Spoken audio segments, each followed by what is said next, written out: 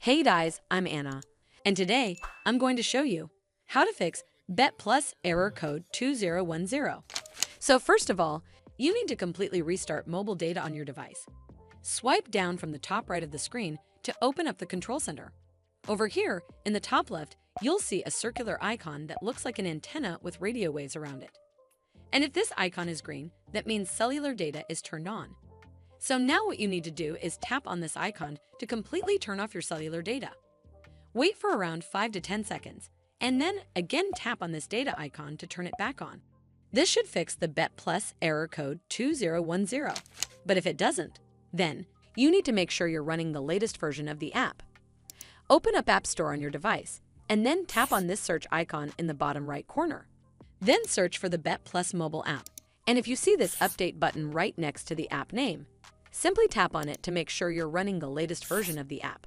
This should fix the Bet Plus error code 2010. But if it doesn't, then you need to clear App Cache.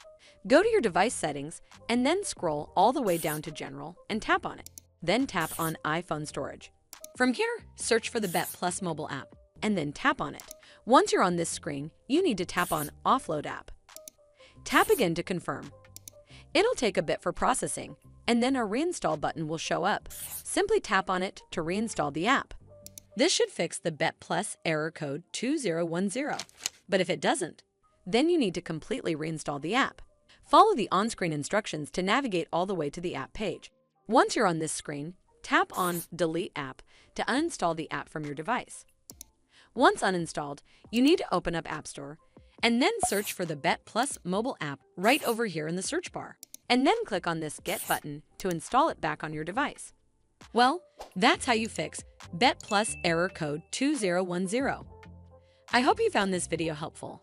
And if you did, make sure you give it a thumbs up to see more videos like this, and don't forget to hit that subscribe button. We'll see you in the next one.